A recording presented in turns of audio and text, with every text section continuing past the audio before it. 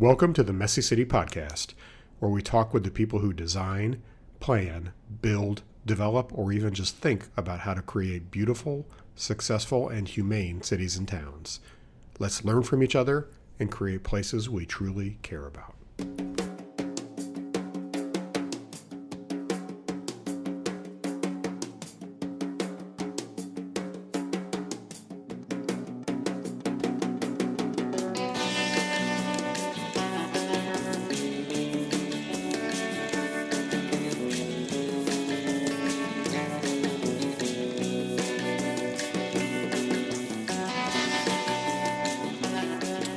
Welcome back to the Messy City Podcast. This is Kevin Klinkenberg.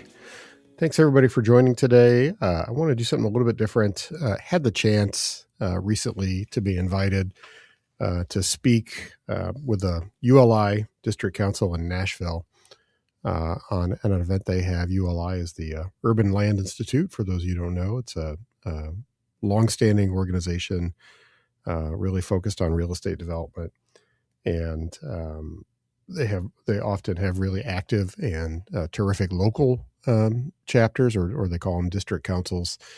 We have one here in Kansas City. They have them in most major cities around the country. The Nashville group has been doing some virtual sessions. This one was called Today's Starter Home, the Need, Barriers, and Solutions. And they were kind enough to invite me to speak and talk about it for their group, which was it was fun. It was a fun session. The chance to speak about it as we framed the topic, really, it gave me an opportunity to think a little bit more deeply about the topic and how I would talk about starter homes and the starter home issue in today's context in particular. And so I ended up going a little bit of a different direction with it from where I originally thought I would. And I want to take this opportunity to share those thoughts and comments with you. I'm curious if there's feedback or your thoughts on how I frame this and talk about it, because I do think this is a very important issue. We've kind of there's been a lot of focus on this as of late with the crunch in housing prices, and especially with the tougher time that a lot of younger buyers are having getting into the housing market. I think we've probably talked about it here on the show before, just some of the crazy statistics that are out there now, like the average age of new home buyer is north of 40 years old. The average age of all home buyers is around 60 years old. Just historically really crazy numbers. And so from a housing standpoint and discussion and a policy discussion, there's been a lot of focus on thinking about starter homes. Again, how do you get people into the housing market from an ownership standpoint? What are the challenges that we have today? What are the different ways to think about it? So we've talked about various aspects of this issue a lot, and I wanted to put something together in a little bit more of a comprehensive presentation and give that. So, I'm going to do that here today. So here we go. The first thing is I want to talk a little bit more, maybe reframe what I think a starter home is. And what I'm going to do here is I'm kind of going to give a choose your own adventure approach of like three different paths. The typical thing that we think about when we think about starter homes is a single family detached house on its own lot, but probably smaller than the average house. Now, the average house size has risen a lot over the decades, and so this is a big part of this conversation. We have had, to be frank, we've had lifestyle inflation in the United States as we've gotten wealthier as a country, and people have enjoyed spending that on larger and larger homes. I know that when I was first born in 1969, we had a 3-bedroom ranch house in Omaha, Nebraska, where 6 of us lived. And that was very, very common in that era, where you might have, where basically everybody shared a bedroom and people just had, and they were smaller houses to begin with. And nowadays, the average home size has gotten a lot longer, or a lot larger, I should say. And it's rarer and rarer that people actually share bedrooms, even children. So, and household sizes have shrunk. So that also plays into it. So, oftentimes today, when we talk about newer single family homes, we're talking about, how do we make them smaller? And a lot of builders are making smaller homes again. I've noticed a lot more new homes on the market that are in the 1,400, 1,500 square foot range. And in order to try to keep prices more reasonable. And you've got a lot of people experimenting with newer construction techniques. There's seems to be yet another wave of interest in modular and manufactured construction. There's people who talk about 3D printing, and whether any of those actually pan out for an affordability standpoint remains to be seen. I haven't seen it. Not to say it couldn't happen, but to date, none of that has really panned out for a more affordable starter home.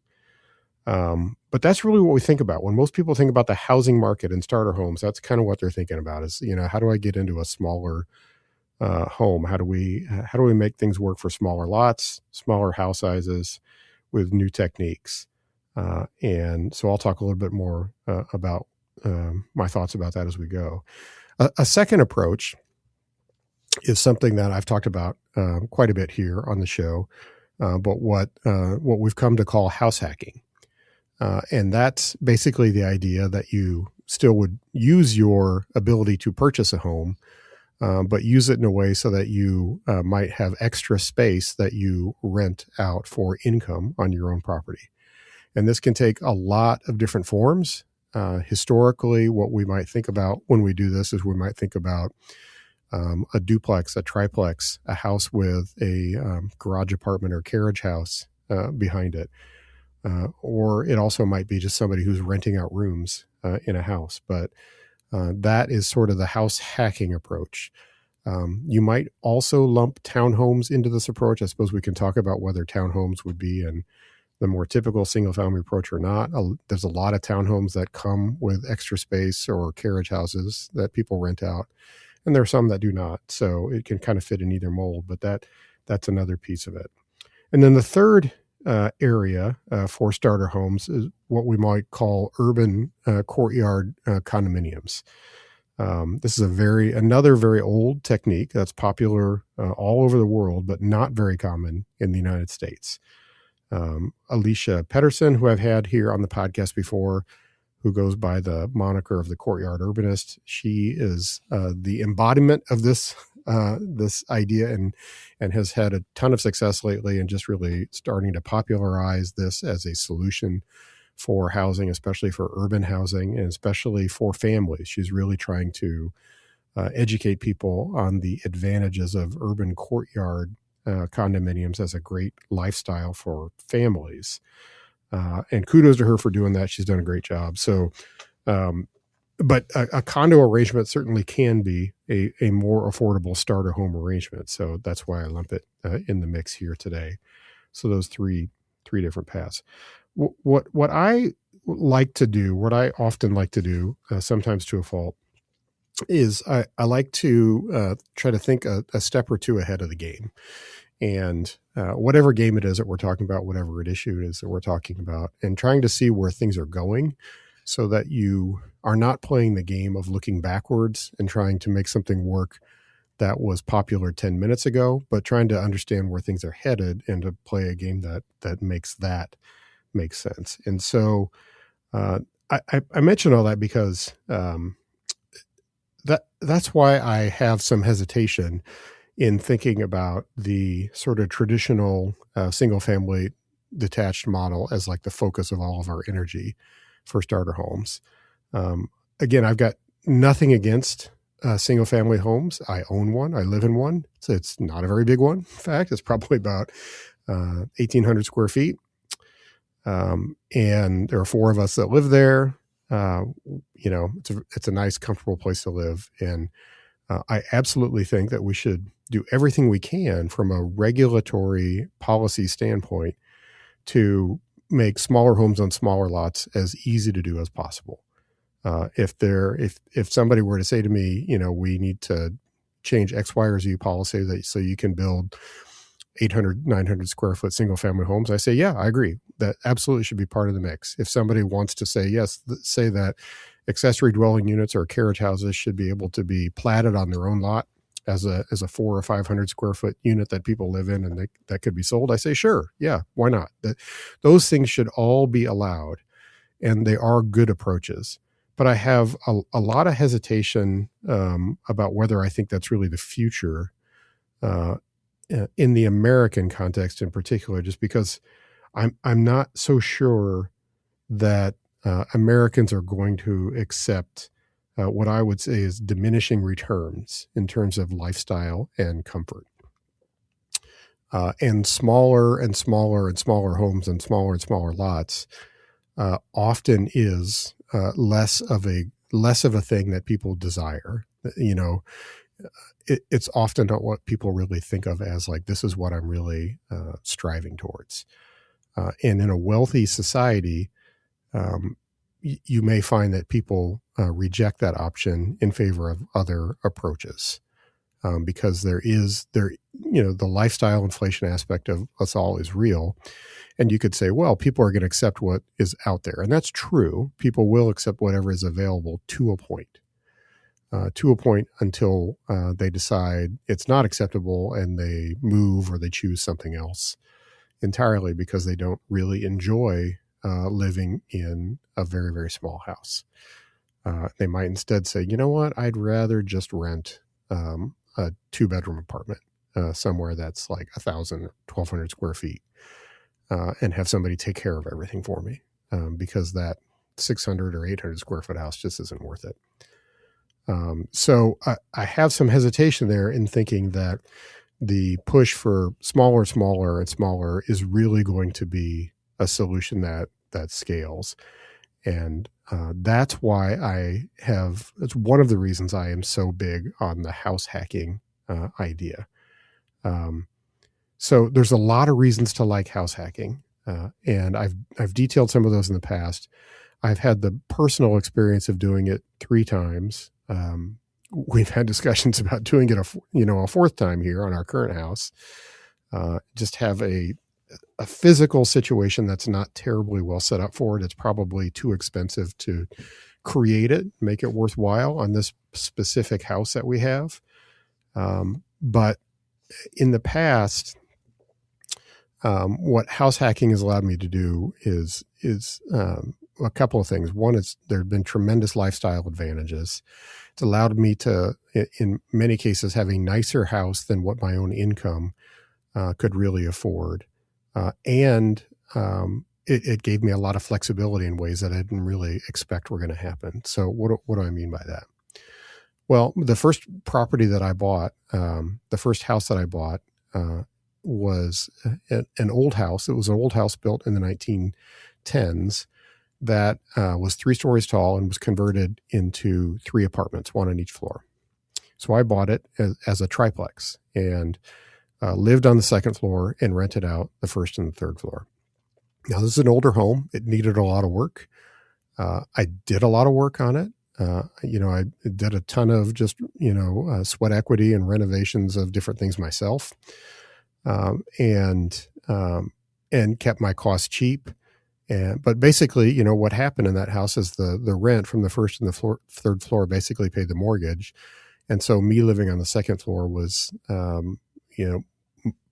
pretty much covered by that rent. That was a cool thing to have as a young person, because obviously that was more money that I could put towards something else. And I was, at the time, I would say, to share probably too many details, I was a young architect, and at the time in the 1990s, as a young architect, you really didn't make very much money. Like the incomes in the profession, in the architecture profession, are not high. And so be careful what you might see on TV or in movies or what you believe. But certainly in the first 5 or 10 years being an architect, you tend to make below average professional salaries, I would say. And so I had I think at that time, my first job right out of college, I made 20 grand a year. So 1994, I know it's been a while now, but it wasn't very much money. I was excited to have it. I was glad to have a job and work in my field, but it wasn't exactly a lot of money. And so after a couple of years of working, I was able to find this old house in a decent neighborhood, but not, it was a good neighborhood, but it's not like it's the best neighborhood, and able to make home ownership work and then really have the rental income help out. Well, later on, not too many years after that, I decided I really wanted to start my own firm and go out on my own as an architect. And the first year or so of doing that was very, very difficult financially. My former business partner and I, Brian, it was a struggle. I'll just leave it there. It was a real struggle financially. The only way I could make that work was because of the living situation that I had, that I basically had no house payment at all. And I had renters who paid the mortgage on where I lived. That kept my living costs low enough so that I could get through that first year and make it to where we got the point where we got enough work and contracts that then the business started to take off on its own. And so in that sense, the house hacking was a tremendous advantage for me. My second instance of doing it was after living in that triplex for about a decade, I suppose, I built a new house in an urban neighborhood here in Kansas City. Found a vacant lot, was able to purchase it, and then built a new house with a carriage house behind it. In this case, I built a 3-car garage with an apartment above it, so set back behind the house, and it ended up with a really nice 1-bedroom apartment above the garage. So this was a 2-story house that I built for myself with brand new construction, very, very comfortable place to live. I think I should know this off the top of my head, but it's probably in the ballpark of about 2,000 square feet, the house itself, and then another 700 square feet for the apartment over the garage. And again, what I would say is that the rent, that apartment, once I fixed it all up and got it ready to go, that apartment rented immediately because carriage house types apartments tend to be really desirable rental units. It's like you get to live in your own little house. And there's a lot of people who don't want to live in a big apartment complex, and they love the idea of having their own little identity and privacy that way. And so the apartment rented up immediately. Even with a brand new house that was very comfortable, it paid almost half the mortgage on my house. So again, I got to find myself in a situation where I lived in what I considered to be a very luxurious lifestyle at that point in my 30s, and in a house with new construction, and I was paying a whole lot less for it than a lot of other people ordinarily would. So that was a great situation for me. When I moved to Savannah, Georgia later on, my third instance, when my wife and I, we had rented for a little while, and then we eventually bought a townhouse in Savannah. And the townhouse was a 2-bedroom. It was a double master upstairs with all the living space on the ground floor, no basement. In Savannah, basements are not typical. And then it had a little courtyard in the back, and then a carriage house behind it off the alley, or in Savannah, as they say, off the lane. And this was a 2-car garage with a 1-bedroom apartment above it, about 500 square feet. And this was also a unit that was very, very desirable and very easy to rent. And what we discovered, we had originally thought we might Airbnb it and do the sort of nightly rentals. For our purposes, that felt like a little too much work, and we didn't want to pay the fees that are associated with a management company doing it for you. We just didn't love that idea. But we stumbled into the monthly rental business, and we found that was a great compromise for our specific situation, where we could rent that apartment for people who are looking for monthly rentals, for furnished monthly rentals. And it didn't pay as much as Airbnb, but it paid more than a long-term renter did. And it was very little work on our part. And that was a terrific situation that, again, paid almost all the mortgage for the whole property. And part of that was because Savannah is a very desirable rental market for situations like that. But also there's sort of an undersupply in a lot of markets for those sort of furnished monthly rentals. To us, it was interesting. There's like a shocking amount of people who travel for work, or they maybe need a place to live for 3 months. We had one guy who lived in a house in there for like 8 months because he was renovating his house. And so it's just really fascinating how many people there are in the world who want something for 1 to 3, 4, 5 months or whatever that they're looking for. And the benefit, obvious beyond the financial benefits, what happened is we ended up having a couple of babies in that time period. My wife decided that she wanted to quit her job for a period of time and stay home with the little ones when they were babies. And it really, having essentially no housing payment, allowed us the flexibility to do that. And by the way, do it in a really nice, comfortable place that we enjoyed living in. So this was, it's a 2-bedroom townhome, so it was not huge by any means, but it was actually a very comfortable new construction townhome that was a very easy place to live in. And for young children, little babies at all, it was really a great size. It would not have worked for very long at that size for us. But again, we're talking about starter homes, right? So this conversation's about, how do you get started? Well, that 2-bedroom, 2.5 bath townhome with the carriage house in back was terrific as a starter home with the house hacking income and then the flexibility that comes with that. So these are all reasons that I have become so big on house hacking as an option, especially for people starting out in the housing market, especially for young people. When you're young and you don't have tremendous lifestyle inflation yet, you don't mind living around a lot of people, maybe you have little babies, maybe you don't. It's a tremendous way to start to build some equity and income and create flexibility in your life. And obviously, these come in a lot of different flavors. If you're familiar with the idea, like I said, it could be a duplex, it could be a carriage house, it could be a fourplex, it could be, that it's an apartment over a store.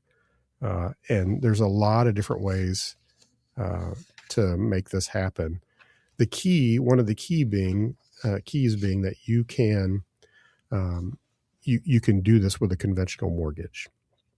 So anything up to 4 units, you can do with a conventional mortgage, and that makes it very easy to finance and make happen. So I've talked to a number of people on this show before who've gotten their start this way. It's really fascinating how many people in real estate started with house hacking. And so there's some great stories to be had on that approach. So that's a little bit more on house hacking and house hacking as a starter home idea. I want to talk a little bit about how do you get there. I'm not going to talk too much about the courtyard condo idea. I'll come back to it a little bit here, just because I don't have as much personal familiarity with it. I think it's a tremendous option. I've traveled and been to a lot of places where this is the default option, and they really do create wonderful urban communities. But again, it's a very novel idea for a lot of American cities. And so it's the sort of thing that we're going to need entrepreneurs to figure out how to build and create so that we can show examples that people can get excited about. Excuse me. Okay. I do want to talk a little bit about a framework of how you think about how do we create these? How do you make these things more common? How do you make access to starter homes, house hacks, et cetera, easy? And the framework that I've used before when I've talked to city planners and others is that these need to be as easy as flipping houses. Like if you want more of the so-called missing middle housing to be available, you've really got to understand what it means to work in a market where there's like no friction. So house flipping is obviously an enormous industry in our country. And there's a million TV shows about it. There are plenty of people who like to run it down and tell you the horror stories. But the reality is, 9 out of 10 house flippers are people that just doing a really good job improving a property and then reselling it and looking to make some money doing it. And for a lot of people, it's just something they do on the side.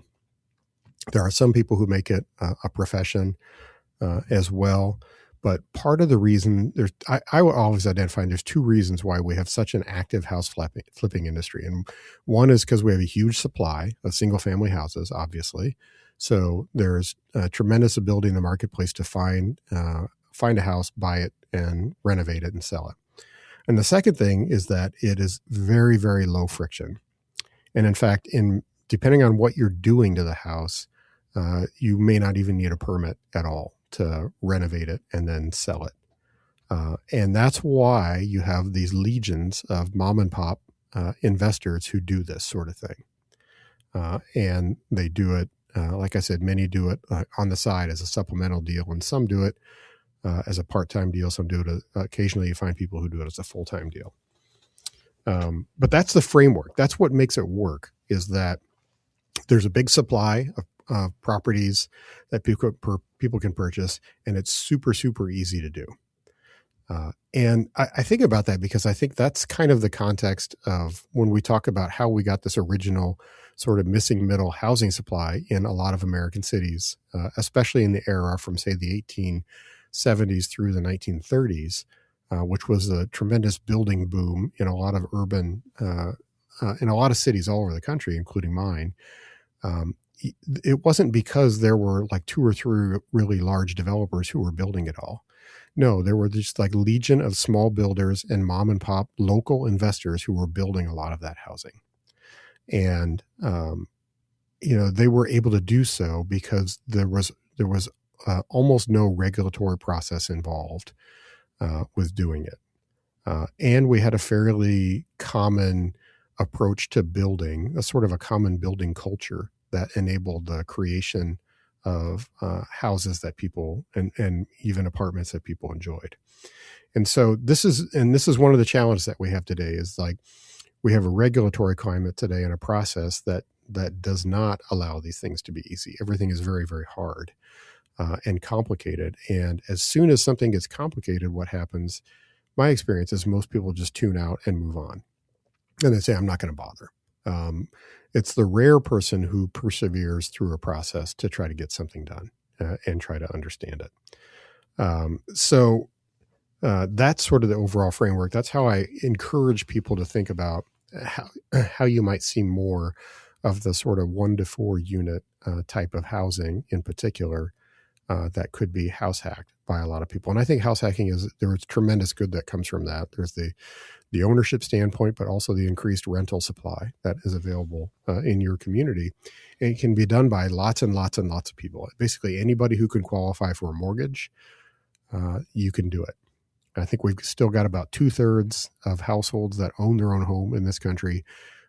So if you can get a mortgage to own your own home, you can do a house hack too.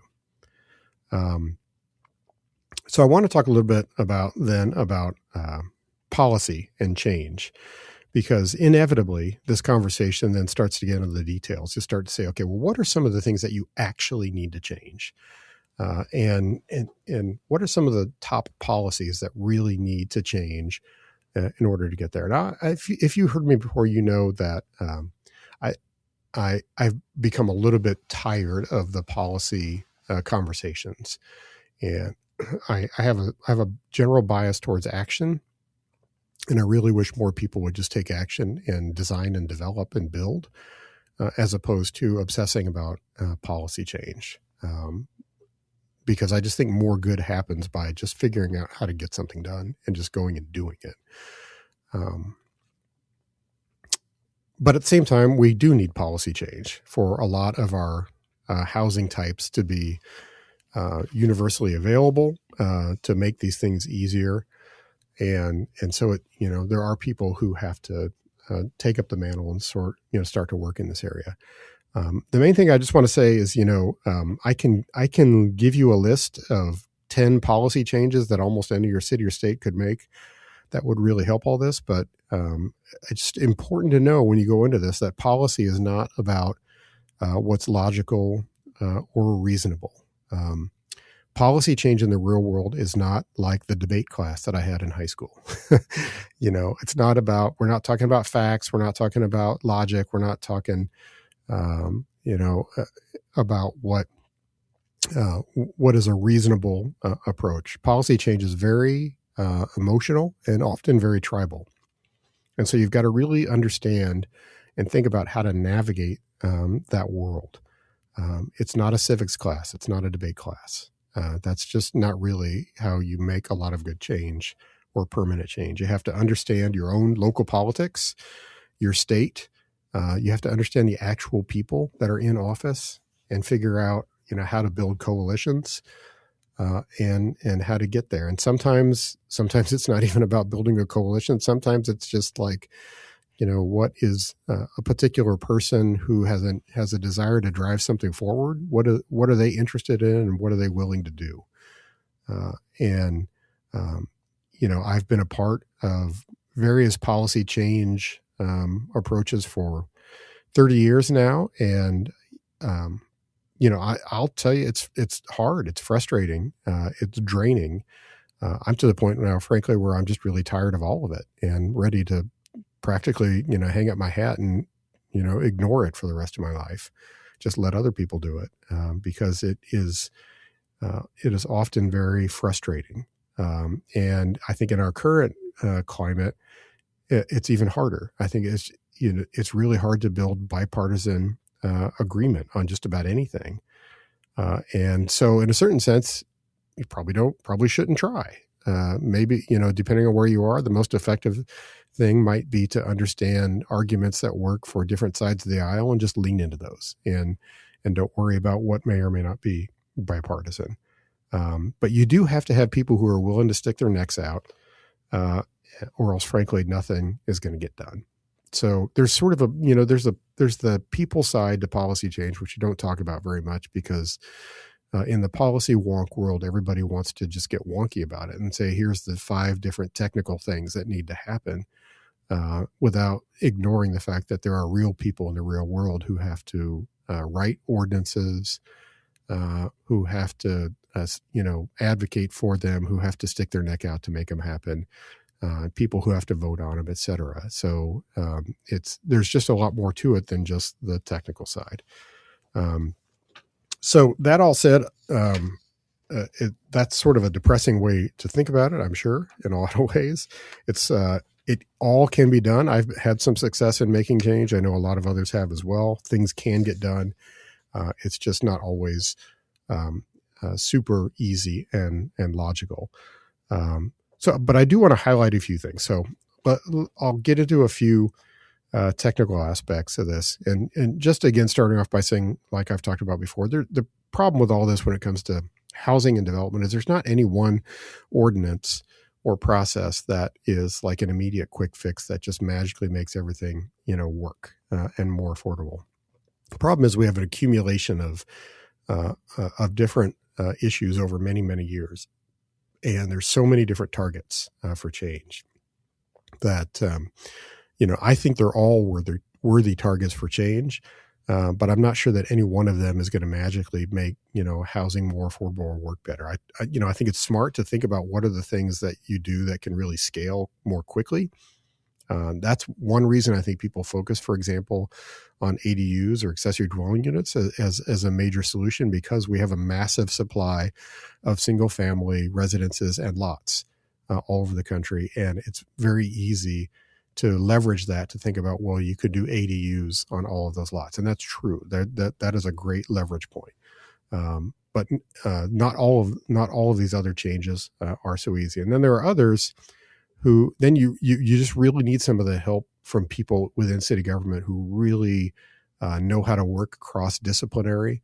I had John Zana on here from Memphis not long ago, and the work that they're doing in the city of Memphis across all departments to understand how housing policy, how a desire for more housing, especially more missing middle type housing, how that crosses so many elements of city government, things that you may not even think about, that you need those people. You need people to work through that and help from a process and a management standpoint as well.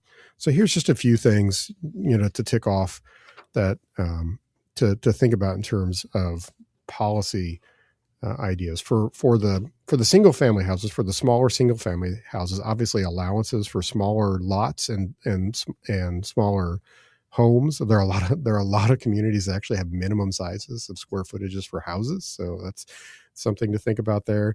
Accessory dwelling units and the ability for an accessory dwelling unit to be its own lot, to be its own parcel that could have its own mortgage. That's something to consider. I know there are people working in that area. And then cottage courts as well, the sort of single family detached cottage courts.